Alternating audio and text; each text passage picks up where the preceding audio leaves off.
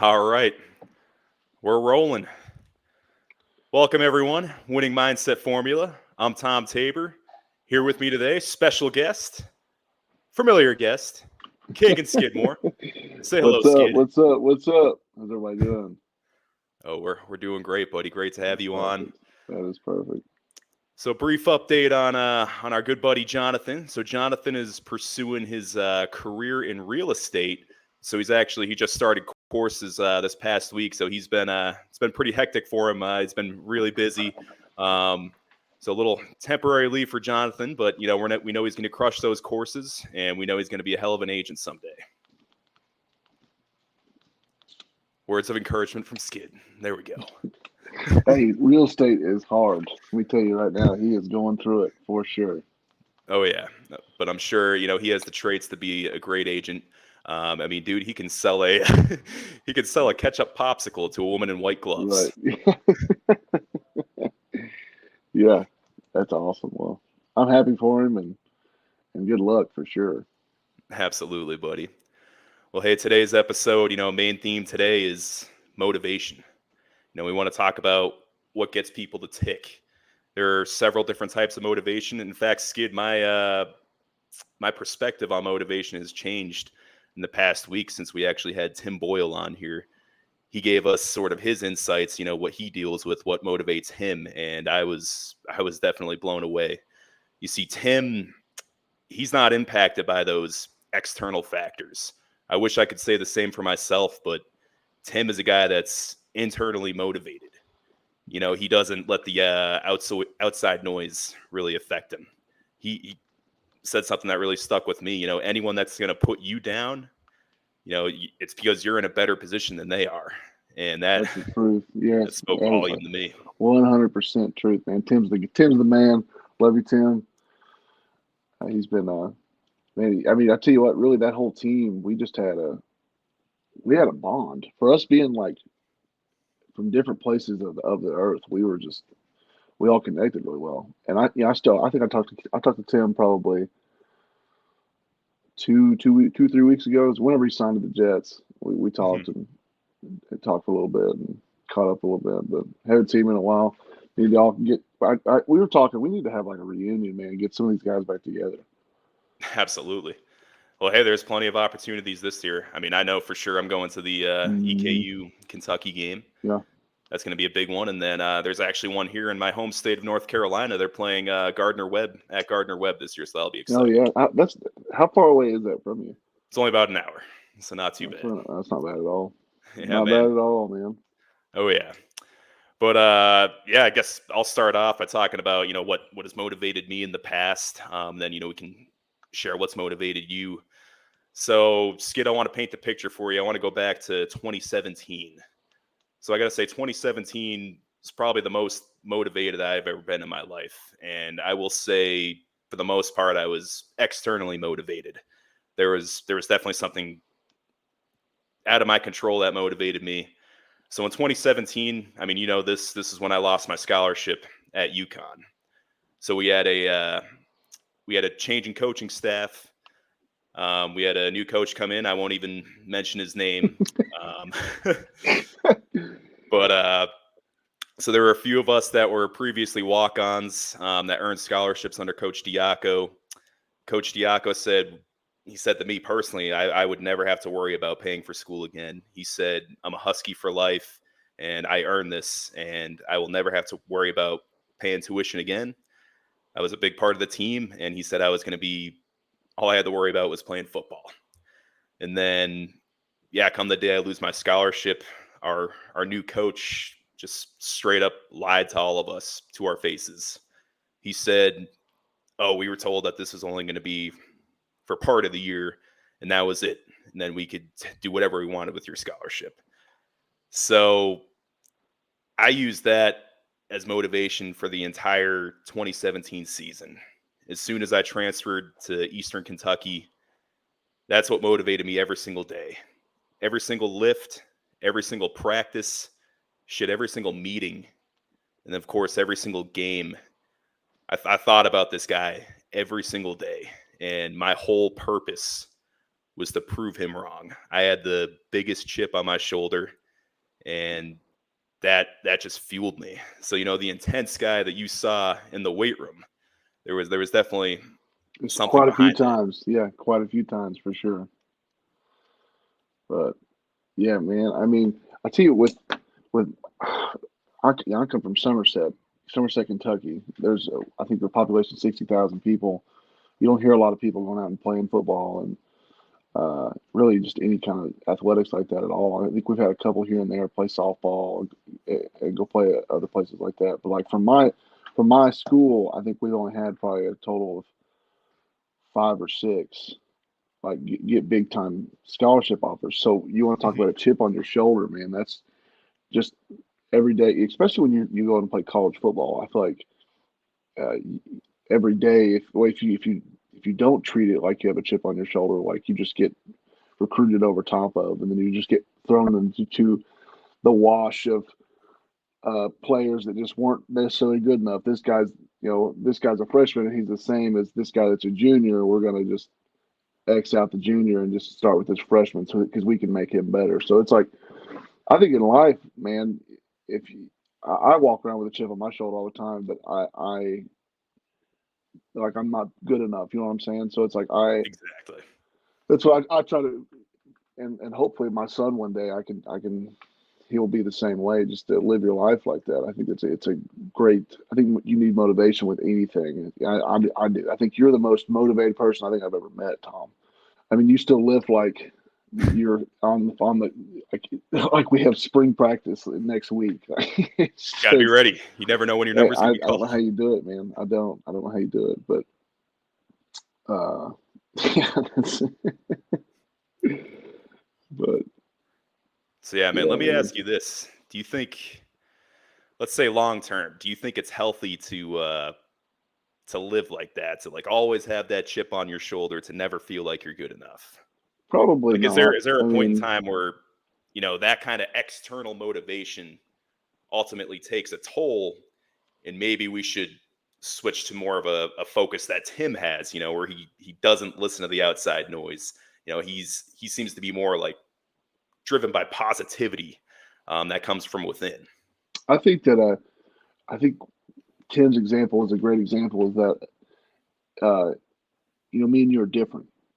Mhm. Everybody's different, so everybody gets motivated a different way. And I think that I don't necessarily absorb negative energy for me having a chip on my shoulder every single day. But I Mhm. just know, like when I get out of bed, like that's why I get out of bed every day. Like I want to be the best version of myself for my family, for my parents, the people I work for. Like that's every single day that I wake up. Like I'm waking up, like and I don't want to get up every single day. Like it's if I get up, it's 5:30 in the Reality of it, morning, and man. I'm like, God, but then I got to get up because it's like I want what because in the eventuality is that I'm setting an example for my son one day. You Mhm. know what I mean? Like obviously he's 2 months old. I don't think he's going to remember me oversleeping or something. I think But you that need to like, make sure that you have the habits now, oh yeah, so man, that when Avery absolutely, can remember absolutely. that, I you're don't want. I mean, that's like a fear of mine to look like a bitch in front of my son. You know what I mean? Like, well, we're lack of a better words, but I think that like I think everybody should strive to be the best version of themselves every single day in sports, in life, in the workplace. Like, why would you want to? We're taught from Pop Warner that we want to win and we want to be successful. So why do we stop when we get out of sports and to try to continue on developing and getting better every single day? Ben Maiden. I don't know if you ever played with Ben Maiden. Ben Maiden was a transfer from Lindsey Wilson. He transferred up. Talk about a guy with a chip on his shoulder. Mhm. Went to Lindsey Wilson. Ended up Of transferring to course, Eastern. starting D3, transferring Yeah, D1. I all mean, the way talk to D about having a one. huge chip. And I've been. I think he ended up. I'm almost positive he won the offensive player of the year that year in the OVC. First year in the OVC. I mean, dude was a tight end. He was a stud, and he had a saying. And if you, I still follow him on Twitter, and he posted every single day. And it's win the day. He says it every. He used to say it every day, multiple times a day. It's the truth, Because here's the thing, and I really came to understand this with my job, and I work EMS. Just anybody that doesn't know, and you are not promised tomorrow. Mhm. So why not get motivated and attack every day like it's your last? Because it could very well be. I mean, you could go to the coffee shop and not come back home. Exactly. Not to Yeah. take So I a will super dark mention. turn, but No, but seriously, I mean, hmm so I will mention, being a player at UConn, every single player that goes through there is taught about, the story of Jasper Howard.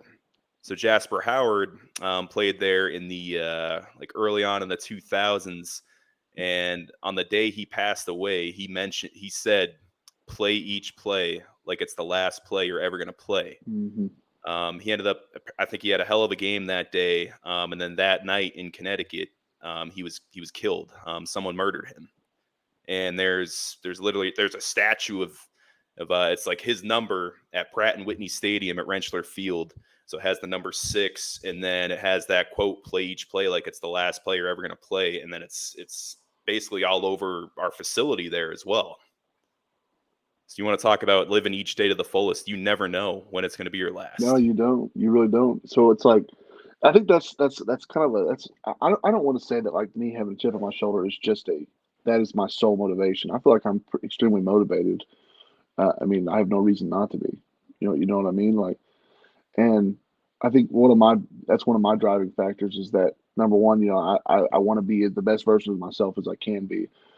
But number two, I want to uh, just be a better person as a whole, a holistic person, not just I go to work, come home, go to bed, eat. You know what I'm saying? Like I want to come home. I want to join my family. I want to be a Mhm. good husband. I want to be a good dad. So I think when you talk motivation, uh, the whole winning mindset it sounds so rudimentary, but it's the truth. Like you treat life like a football game. Like Mhm. you're trying to win the game. So it's like if you're wanting to make money, then you try to win the money making game. And if you want a successful marriage, you try to win that game. That's really what my mindset is and how I Mhm. get out of bed every single day. Because I'm gonna tell you, Tom, it's hard, man. Right Oh now, yeah. I'm currently I'm I work EMS. I work two sometimes three shifts a week with 24-hour shifts. So I get like I worked. What is today? Thursday. I worked Monday. So I work a 24-hour shift and I'm off for 48 hours. And then I'm just right back to it. And Monday, I think I slept. I ended up going to bed at 3:30 in the morning. Mhm. Woke up at 6. I mean, so it's just then when I left there, came home, had to just take care of my son with my wife and spend time with them. Then I went on and went to football and coached football from probably 1:30 to 6 o'clock. And then I was teaching an EMT class that night. So went from football to EMT class at So how do you 6. And find the energy? How do you find the energy there to go home, to be a father, to be a good husband, and then to help develop, young players in their football careers? How do you find the energy? What gets you going? Like, because I mean, let's face it, Skid, you're not going to be motivated every single day. What do you do no, when there's like nothing left in the tank, but you have to perform at each of those roles in your life? I think it's just a mindset thing, man. I think like for me personally, I think it's just a mindset. Like I've got a mindset that like I have I'm already in these things. I don't half-ass anything. Hmm. I'm already in it. Like so I'm already working. I'm already a dad. Can't turn my back on that. Exactly. And I've now I'm in football, and like football for me has always been therapeutic. So whenever I'm at football, like that sounds like it's really strenuous and it's hard, and I haven't got to sleep. And uh, for me, it's like I can go to football is so natural. It's always been so natural. It's not like I'm not.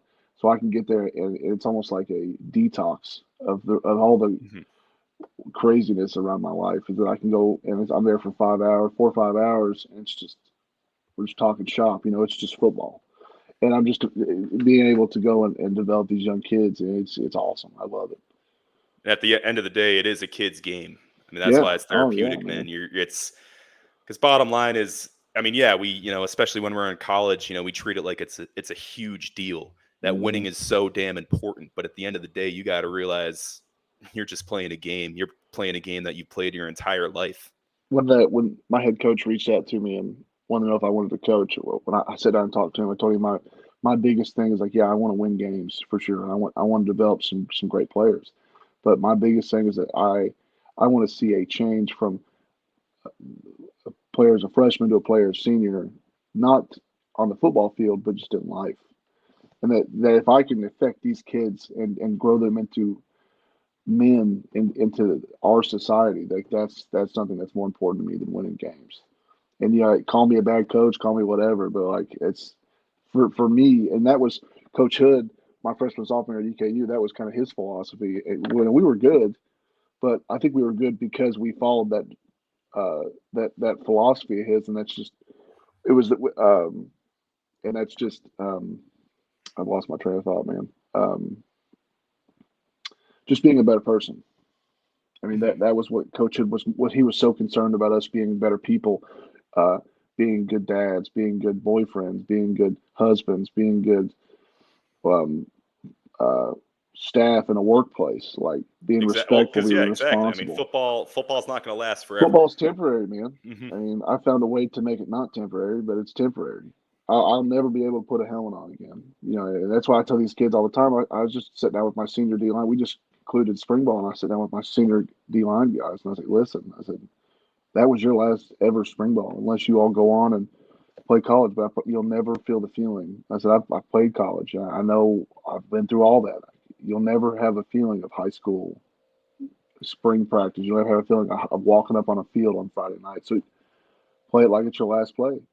There's And definitely a different element to high school football. It just seems it's the way just I look at it bittersweet, is man. it's more pure. It's more Yeah. pure that the coaches, they're in it for the kids.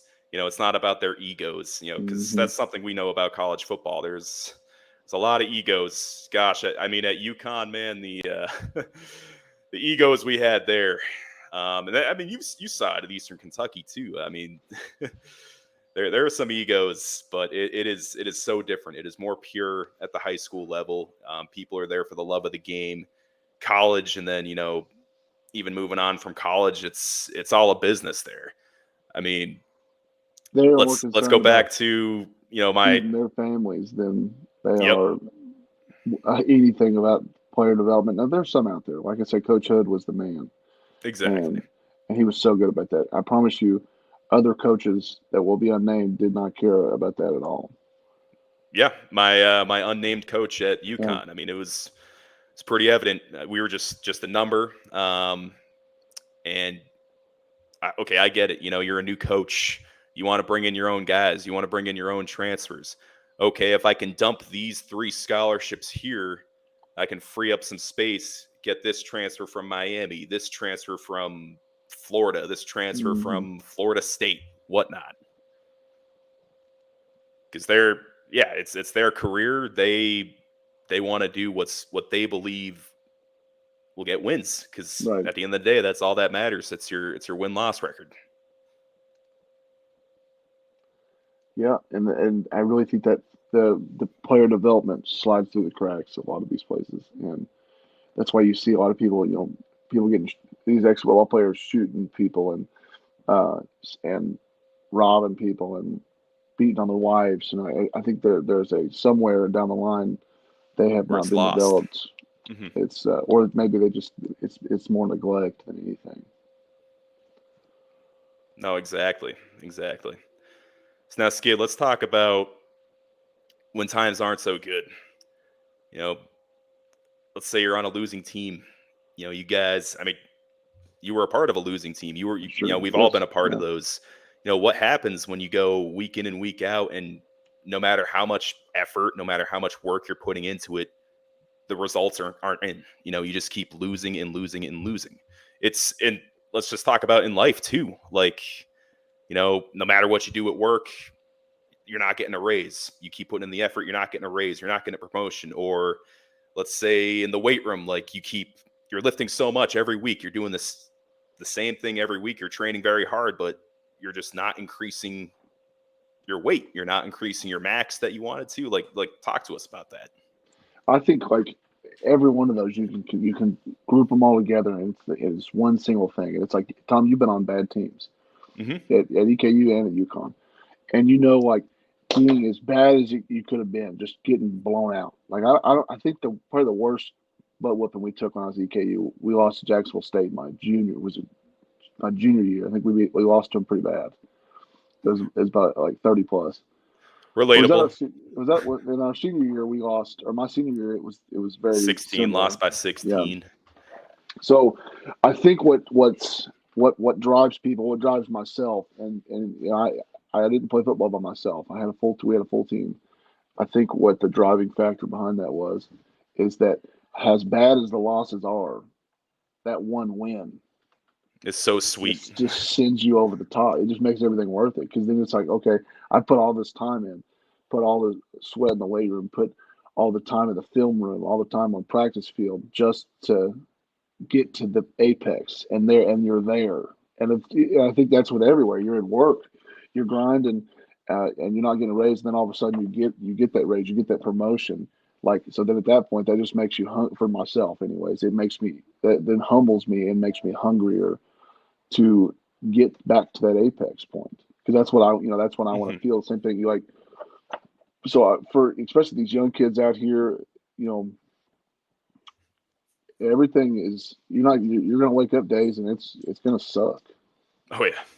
Like, there's especially in practice and in sports and school. Like, I think junior year of high school is probably the hardest year of high school, just school wise, and your life's changing, everything's going differently, and You're just trying to figure things out at that point, you're too. still trying. Yeah, you're still growing, and I think, like, hell, and I'm 27. Like, it's not like I'm that much older. Like, I'm still learning stuff. I learn stuff every day. That's the best part. Like, at work, at football.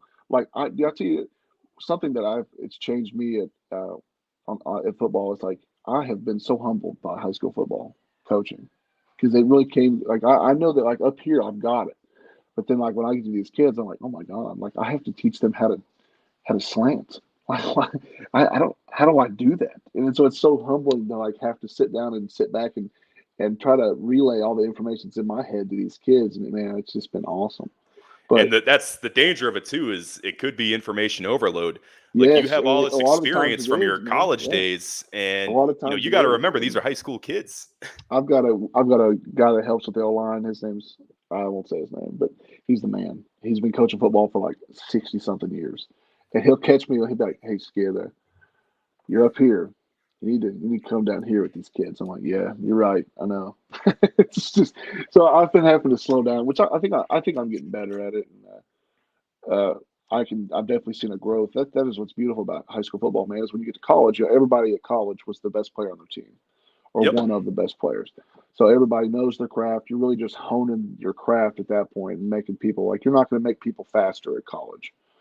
Like, you might show them how to run and show them different pursuit ankles on defense, show them how to run routes better on offense, but you're Which not makes them going to. appear faster. Yeah, but really the only thing that's getting faster at college is right here.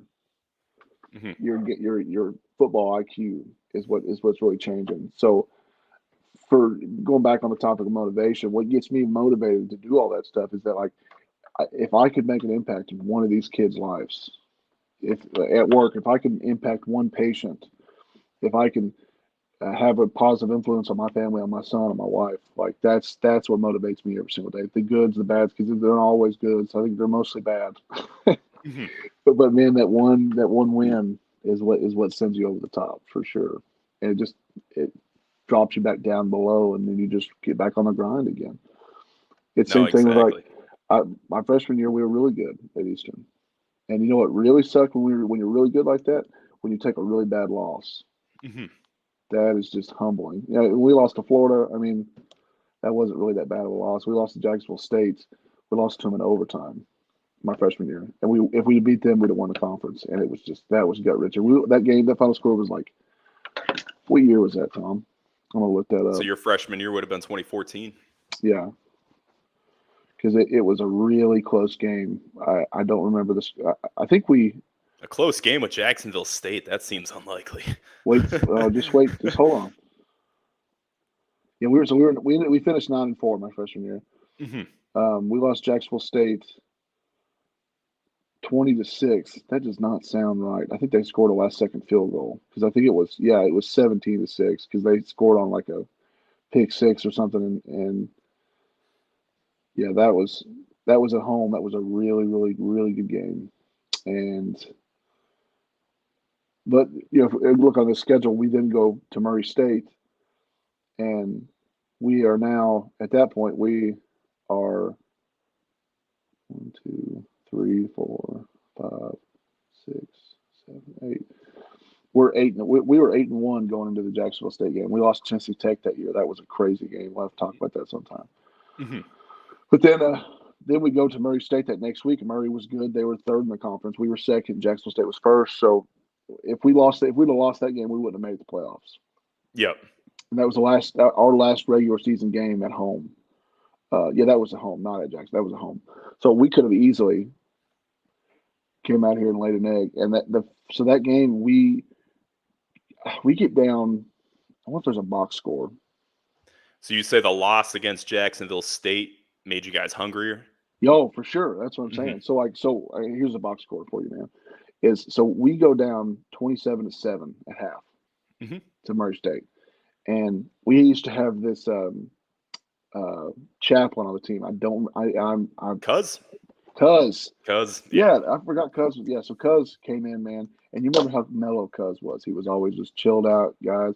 And he came in and dog cussed us, jumped down our throats, went I can't picture ballistic. He went off on us, calling us sorry, like, well, y'all feeling sorry for yourself, and like we came out and we scored 21. We outscored them 21-6 and ended up beating them. And no, just kidding. The final score was 36, and we ended up making the playoffs because of the game. We lost to Illinois State at home, but still, first time making the playoffs since 2009. If we'd have won that game, that'd have been the first time EKU's won a playoff game since like the 90s. Yeah, like right? 95, 97, I think, or something like that. 96. Okay. Shelby's put my baby to bed.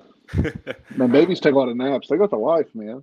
They do. Eat, they do, man. And they shit, and then they cry, and then they go to bed. You already know it, man. Yeah. So let's talk about that. Going back, no, not about that. So you guys came back after a loss, beat Murray State, get to the playoffs.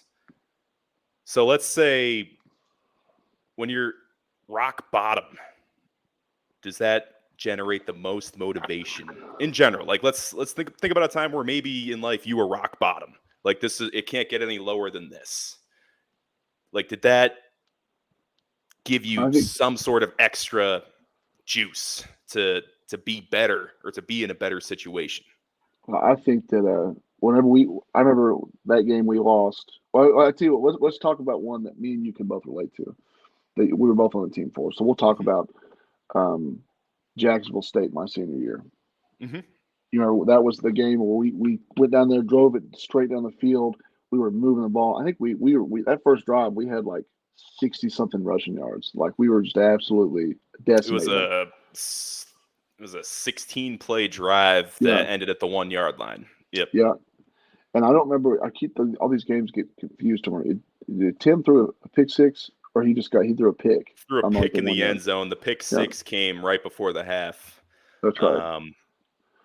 I won't, and I'll never blame Tim for that because I am a firm believer. Maybe in high school football you can blame players, but in college football, because players can freelance in high school unless you are making $6 million NIL deal in college. You're not freelancing. It's by the book. So it's in all college. scheme. So and the way our offensive coordinator was at the time, and you know this, if he told you that, hey, your first read is where the ball's going, that's where it's going.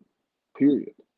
And that's just the way it is. It sucks. But unless you're a dual threat and you have the ability to move around outside of the pocket. And, as much as I do like to say Tim is an athlete, Tim's not going to scramble outside of the pocket. No, he's not. He wasn't one of those guys. That was a really good football team. I mean, they went to – was that your senior year when they went to and won and went to the national championship, or was that year? No, that was actually my freshman year. I was at UConn when they did. So Jacksonville State, my junior year, which was the year we played them in Jacksonville State. That's when they went forward. They were the 3 seed, but then they That's got right. upset in the second round of the Yeah, playoffs by Kennesaw State. that's right. That's right. And now they have to play each other That twice a triple year option, man. or They once a weren't ready year. for that triple Heck option. no, man. I'm not ready for that. I promise you that. But after that game, who do we play after that game? Tom, remind So me. that was when we turned things around. So that That's was what I thought. basically Yeah, so we were rock bottom at that point. absolutely. That's It could. when Well, and I don't think it's if you play at EKU, there's no question. And obviously, we're in a different conference now. But back when we were in OVC, there was no shadow of doubt. Like if you didn't beat Jacksonville State, like you had like your next motivation was playoffs because you weren't going to win the conference. no doubt, no doubt. At So that point, yeah, I mean that was rock bottom. You're 1-5. Playoffs aren't going to happen. So how as a team do we come back from that? How do we have the motivation to even show up to practice? How do we even have the motivation to show up to lifts, to meetings? Like what's the point of even playing the next game? We're 1-5.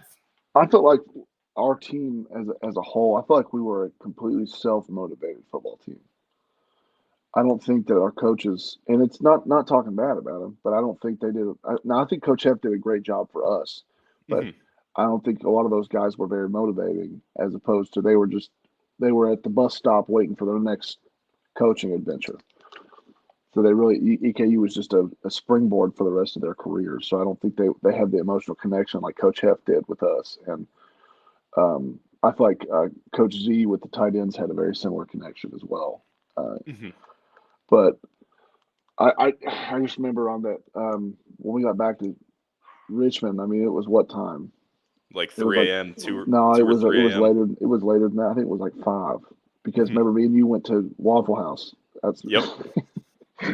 and we sat at How Waffle could I House and forget? just talked about like I just remember the conversation we had at the Waffle House. We were just talking about that game, how bad it sucked, and then we're like, man, we got to fix this shit. Hmm. And remember, that's whenever that Sunday we had that players meeting where it was No, that me, was believe it or Chance. not, that was actually before that.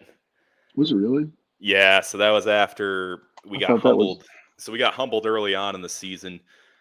So we obviously started off 2 very competitive games against FBS opponents. We were kind of on our high horses then, Mhm. won our first conference game, but then we were absolutely humbled by SEMO, who was Oh yeah, 0-4 at the time that yeah. we played them. That's So which that that was was. when we had the I will players. stand by the fact that that was a good football team. They proved that the next year they made it to the playoffs the very next year. So did the players only meeting. Unfortunately, it did not have the result. We ended up dropping 2 more games after the players only meeting. And those 2 games were complete meltdowns. Turnovers started to pile up, Oh, that was uh, Jacksonville State and and Tennessee State. Tennessee State. So Yeah, man. turnovers were piling up. We just kept shooting ourselves in the foot. We're 1-5. Season's essentially over. There's no hopes for the playoffs. But the one last thing to play for is pride. And I'll tell you what, man. I mean, this was during that year for me, the 2017, which was the year I was, I had the most motivation because every single week I was going in to prove my old head coach wrong. It was me against him every single play. That's at least that's the way I saw it in my head. And yeah, we were 1-5, but I was still playing like I had something to prove. And it was basically me against him, and I was going to protect my teammates around me, and we were going to beat this guy. That was my motivation going into every single game. And we had we had a spark towards the end of that season. Put together a few better games. Definitely looked more competitive, especially our record at the end of the year looked a lot better than our start at 1-5. What did we ended up? What was our final record that year, man? Ended up being 4-7, a little more Hey, respectable, but a lot more not. respect. I mean, we weren't. It's just we went through I those guys. We were all. I mean, that team. I think I was one of 10 guys in that team that had been there since freshman. Mhm. It There was weren't just many. A lot everything. of a No, lot of new man, it was faces come all with the just coaching staff. transfer. It was just like we were playing AAU basketball. Like we were just Hmm. pieced together. And I don't think our coaching staff had enough juice behind them to really rope us all in and play. I mean, it wasn't. We're not Alabama. The thing is like we're all good football players, but like we are. I don't know if we some of those guys they were good and they came from other schools for different reasons.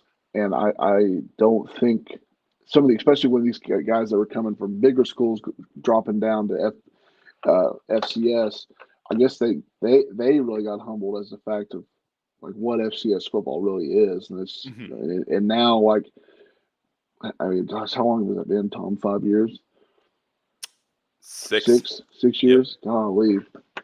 Now 6 years later, look how many FCS players are getting drafted in the first round. Yep. You know what I mean? Like, so I think that was if we could have, it would have been incredible to see if we just had a couple because yes, we were 1-5, but those games, if we would have had, I bet those games were determined by 10 plays. Easily. Some of those games. Now Jacksonville State, I just think that was a better team. I just don't think if we'd have beat them, we had no business beating them. You know, that was the case every year. They were always a better team. They're just a better team, and I don't know how they do it because they do the opposite of what I just said. They're all transfers, and I've never understand how they can get all those guys to play together like that, but they do. They've done it for years.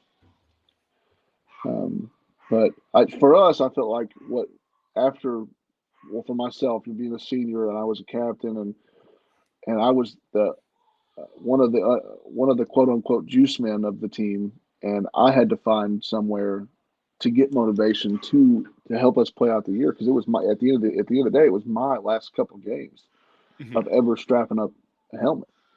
Exactly. So like I had motivation. It didn't matter if we never won any of those games. Like I had motivation to play.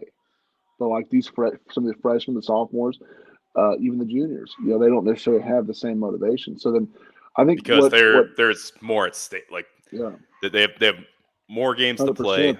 And I when we lost that last game, or we lost did we beat St. Francis? We beat them.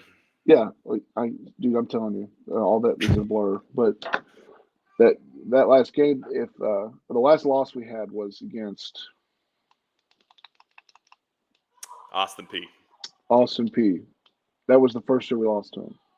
Yep. So that was an interesting game. We dominated the first half. We were up 24-7, and we blew that lead. We ended up losing 31-24. We only had, I want to say, maybe 30 or 40 yards of total offense in the second half after we had a couple hundred in the first half. They just made the right adjustments. They wanted it more than we did. I mean, they had more to play for at that point. They were actually fighting for a playoff spot.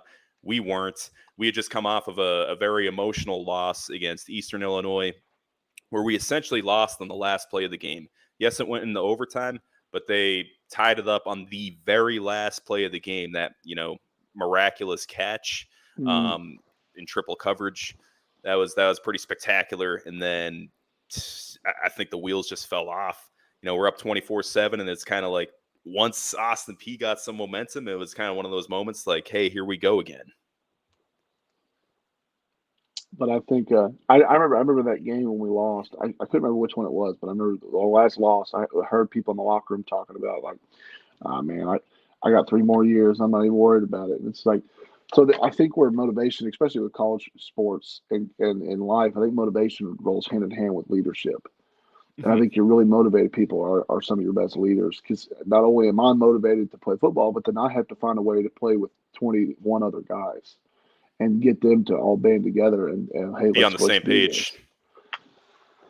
And we had a lot of conflicting personalities on the team. I don't think we were a very whole team. I don't think any of those teams, other than my freshman and sophomore year, really that junior year, that was the most separated football team I've ever been on. Because you had Coach Hood's guys and you had Coach Elder's guys, and it wasn't like there was no mesh on that team at all. And I don't even remember. I think we were worse than that. I think we were 3-7. And Skid, unfortunately, this happens all the time in college football. This is exactly what happened at UConn. You get a new coaching staff that comes in. They want to bring in their own guys. We emphasized this in so many of our episodes before. So there's Diaco's guys. There's the other guys. And he wants to push the Diaco guys out. So it got to a point, actually, I believe it was the 2018 season, UConn set records for having the worst defense historically in Division I football. Skid, basically all 11 starters were freshmen. That's how bad it was. Talk about pushing people out, trying to create your own culture, but doing it the wrong way. That is not the right way to do it. You push out all your older guys. You push out all your leaders that you already have on the team, all the leaders that were established, that had the respect from your whole team. You push them out, and now you have this team full of 18-year-olds who were just in high school, and you're trying to get them to play against a complete team on the other side who has leadership from the upperclassmen, guys that are in their 20s that have been doing this for the past 4 or 5 years. That's how did you find the motivation to play on those teams, Tom? On those UConn teams? Yeah, because I mean, like even when you first got there, because was it 2013? UConn was good. They were all right. They were never like 2010. Absolute, like 2010. Yeah. So it had been some time. So the year I got there, we were coming off of a 2-10 season. So I got there for Diaco year 2. But here's what Diaco did right. He didn't push out so obviously there were a few guys that he did push out. I heard that he did push out from Paul Pascaloni's guys that he recruited. But he didn't ostracize everyone. I think he pretty much did a one-on-one with every single person on the team. He actually got to know the players and be like, hey, okay, does this guy have the characteristics that I want on my team? I don't care if he was recruited by this other guy. If he has what it takes to play the game, to be a leader on this team, I'm going to take him. I'm going to welcome him with open arms. I'm not going to push this guy out if I don't have to. Now, if there are guys that are lacking those characteristics, it's like, yeah, okay, I'm gonna push him out because this is not the kind of culture I want to build here.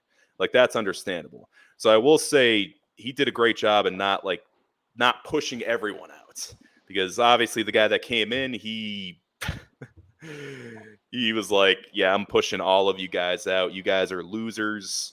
You guys, there's a reason I'm here now. There's a reason that the whole staff was fired last year. You guys, this guy put together a team of losers, and I need to bring in all of my own guys, get rid of you guys, and this is how we're going to win. The Deion Sanders effect. Let's talk about that briefly. What do you think about that? How many players did they have since he arrived? 50, how many players are in the transfer 50 portal? People into the transfer 50? portal. Yeah.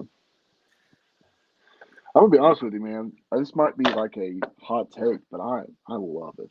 I do. I think that because it's just we're not on Twitter.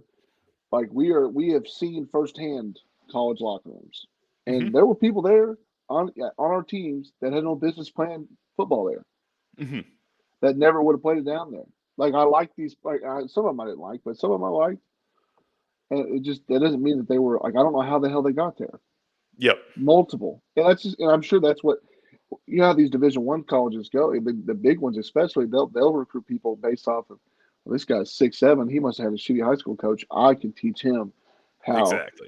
And it all goes back to pride. So, honestly, I mean, they didn't win a game last year, and they had some pretty decent guys. Like that receiver that went off in the spring game, they entered the transfer portal. He was good. They had a corner. He was their number one receiver last year, right? Yeah, he had like 1,200 yards that last year.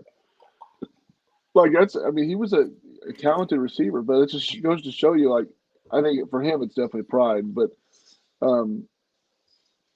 also I'm sure he had a fully understanding of how many players he was going to get in return to come to Colorado. No, that's very true. And then, there's a method to the madness. Look what he did to that Jackson State program. I don't know if you remember, but having an HBCU in our conference being Tennessee State, we watched them play Jackson State. And back when we were playing, Jackson State was a laughingstock. Like, Skid, we're watching like the high school field, wasn't it? We're watching these guys on film, and we're seeing the way Tennessee State is manhandling them.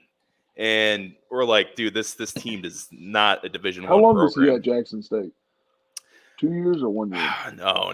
He was there longer. I think I want to say at least 3 years. Well, I want to regardless, say he took a team that was a bunch of losers and turned them. They ended up. they did it his way. Did they lose in the HBCU championship? This past year they did. They ended up losing the NC Central. But the year before that they won. I thought they won one. Oh of yeah, those, didn't they? yeah. They at least won one of them.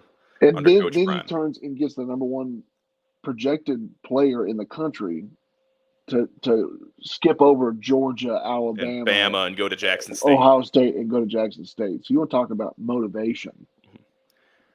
No, I'd say he helped put. So I don't want to say the HBCUs weren't on the map before. They've always been on the map. You've had great players come out of the HBCUs. Oh, absolutely. Talk about Jerry Rice, and then actually one of my favorite coaches I ever had, Vincent Brown. He came out of Mississippi Valley State. Mm-hmm. Let's see, Walter Payton came out of an HBCU. Steve McNair. Let's look that up, man. You trying to figure out which HBCU Walter Payton went to? I'm just looking up HBCU NFL prospects. Mm-hmm. Oh, current prospects?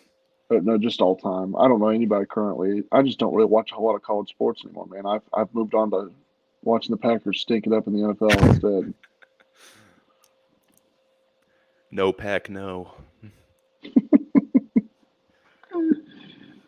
Oh, man. Speaking of which, are you feeling the love? Man, I'm feeling like I don't have a choice. Hey, watch him prove the haters wrong. I just think it's funny that the Jets have changed. They just basically just drafted or recruited the 2020 Packers team. Like Aaron's got 9 total people from that roster on the. So there's Jets him. team, there's Tim. There's Lazard. Who else Randall Cobb, Malik Taylor. I don't remember our right tackle's name, but he's on there now. One of the running. There was somebody else. I'm forgetting. Oh, and then Nathaniel Hackett also. He's the OC. Which I knew that we weren't going to be as good without him. He's a phenomenal OC. He's an awful head coach, but he's a really good OC. Yeah, we'll see. We'll see. It's going to be a tough division to win this year. I mean, of course, you got the Dolphins, and then the Bills are still going to be the Bills. I think the Bills that's the team to emulate that out of the AFC East. That is the team. Yeah, I think they have a very honest chance of going. Being third in that conference. Yeah. That. What were they? 7-10 last year. I want to say either that or 8-9. They started out 7-3. Pretty sure they were 7-10, and they're going to be 8-9 this year. So here you go, Tom. Here's your list. So, Hugh Douglas, the punter, he went to Central State. I don't know who that is. I figured you would. Nick Collins, go Packers. Oh, wow. Where did he go? Bethune-Cookman. Okay. Gosh, that's a blast. Donald Driver. I forgot about that one. Donald Driver, he went to Acorn State. Alcorn State. That's where Steve McNair went. Alcorn State? Yep. Yeah, I just read that wrong. Alcorn State, man. That's funny. I don't know some of these players. You would probably know them. Robert Porcher played for the Lions. Ben Coates, Livingston College. Yeah, Ben Winter Coates. Mm-hmm. Yeah, he went to Livingstone College. Everson Walls. Ooh, he was the guy that actually. So Everson Walls was the guy covering Dwight Clark on the catch. There you go. Yep. That's unfortunate, but. So that was his rookie year. He was actually one of the best DBs in the NFL that year. Unfortunately, really? So just got dunked on. As amazing as a season that he had, he was unfortunately remembered by that one play. He's the guy that's covering Dwight Clark. Dude, there are some major names on this list also. Of course, you already said Steve McNair. Doug Williams went to Grambling State. Yes. Didn't know that. Robert Mathis went to Alabama A&M. Didn't know that. I didn't know that. John Taylor. You know who John Taylor is? 49er, John Taylor. Oh, man. Went to Delaware State. That's right. Ed Too Tall Jones went to Hmm. Tennessee State. I didn't know that. Really? Yeah, that's what it says. This list could be totally wrong, but Greg Lloyd was on the Mm. 80. He was on the 87 Blitzburg defense. Oh yeah, Uh, Robert, I'm gonna butcher this name. Robert Brazil. Is that how you say his name? that sounds Brzia. familiar. I think. Played at Jackson State. Don't know who that is. I always say his name wrong, but it's Aeneas Williams. Oh yes, yeah, Hall of Fame corner Aeneas Yes, Williams. Aeneas Yep, Williams, Southern. He went to Southern University. Michael Strahan went to yep, Texas Texas Southern. Southern. Yep. I didn't know that. Shannon Sharp went to Savannah State. I think I knew that Yes, actually. yes. But Bob Hayes. Sterling was at a Power 5 school, Uh, so Shannon really? was under recruited. That's Yeah, and they ended up. Actually, I think they both had really successful NFL careers. But they did. So it's interesting because Sterling's career was obviously cut short by his neck hmm injury. Shannon always mentions how Sterling was a much better player than him. When Shannon was inducted in the Hall of Fame during his speech, he was saying that Sterling belongs there. And that Sterling is the real Hall of Famer, not him, which was so pretty crazy. So Packers. that's how much respect Shannon has for his brother. I saw an interview with him. He was talking about speaking on motivation. Is that's what motivated him throughout his NFL career? And I'm like, can you imagine being at the height of your game? Like you're arguably a top 10 tight end of all time. I don't think there's any argument. You're a top 10 tight end of all Absolutely. time. And then you're at your Hall of Fame speech and you're talking like about your brother, how he was a better player than you. You want to talk about so then obviously that was his motivation throughout his whole NFL career, probably his whole life. Hmm. Because I'm sure he was the younger brother who's compared to his older brother all the time and used that as his driving force to push himself from a HBCU, which just it's nothing wrong with going to HBCU. They're just underlooked and they're not as I guess the word is pretty as going to a Division One school. Doesn't look as good, like it doesn't. Yeah, it doesn't look Yeah, as nice on that resume because obviously, but all HBCUs are FCS, Division One FCS, yeah, and the HBCUs, so they'll have the HBCU championship. Um, for some reason, I don't believe HBCUs or most do not participate in the FCS playoffs. Some do, but Tennessee most State would, do not. but Mhm. it's I think some of it really some of them are in like dedicated conferences, and then some of them are in like a HBCU conference. So like the I think, MEAC, yeah, and then the SWAC, right? yeah, Is that yes. another one? It's the one And that's I mean, there's so much that like realignment too. It's hard to tell what the conferences are now. North Carolina A&T and Because I'm trying to A think and what was it. T, A and T is a team that should be in the postseason Yeah, every they're year, but really they're in one good. of those Yes, dedicated conferences yeah. that choose not to play in the postseason. And it's the same That's with where DeJour went. That's where is that where DeJour went? Did he yep, go that's there? where Yeah, that's what I DeJour thought. ended Yeah, up. Mhm. yeah. And Mel Blunt. Mel Blunt went to ooh, Southern University. There all you go. right. LC Greenwood, John Stallworth, Oh, Art Shell. yep. There's some Yeah, names I'll on just there, man. clicked off of that, man. That's crazy. So there's 30. This is a list of 30. That's what Mhm. this is of like noticeable. I'm sure there's millions of them, but this is just noticeable standouts. Jackie Slater, Richard Oh, Dent, Walter Payton went to Jackson State. There you go. There's your answer. there we go. Deacon Sweetness. Jones. The Deke, Deacon went to Mississippi Valley like Jerry Jerry Rice, and Rice. Coach Brown. There you go. Well, I think, man, I think the amount of motivation you have to have. There's some guys, we play with guys, Tom, all the way through at UConn, at Eastern, at high school that just had a complex about themselves that they were totally like they were going to the NFL. Hmm. Didn't matter what you told them, and they were going. So it's like that level of motivation because that's all that is. That was a self-driving. I'm going to the NFL. I'm going to the league, and there's nothing that's going to stop me.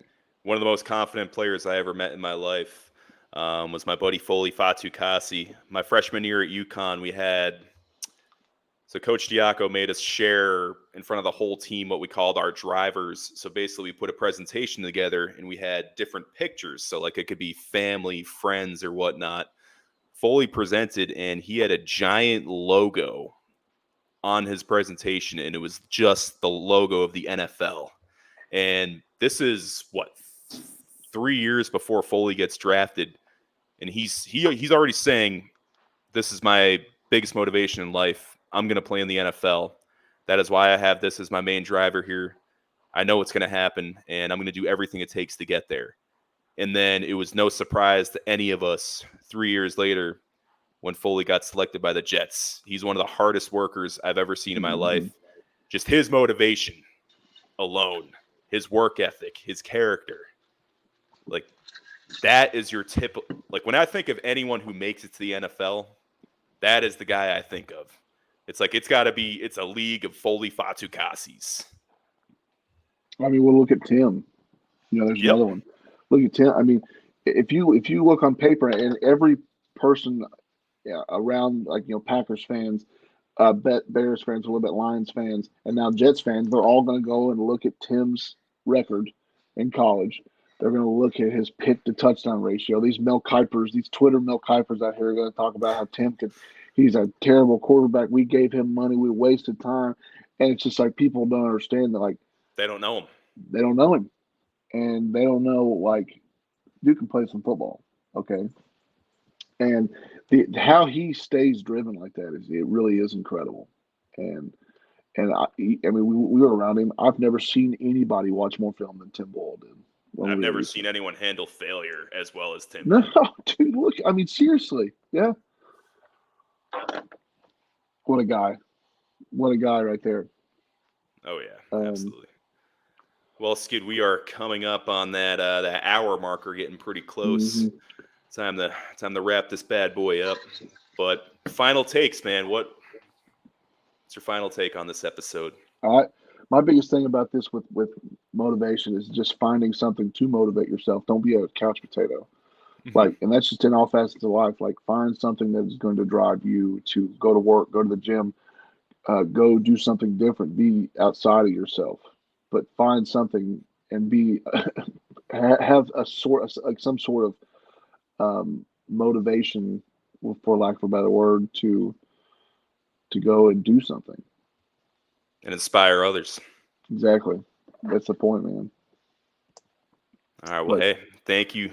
Tom, thank you for coming on today, man. It's always a blast. Miss you, man. We need to get together. Oh, we will. Yeah, I'm pretty excited, man. But yeah, thanks for having me again. Absolutely, buddy. Hey, Winning Mindset Formula, signing off.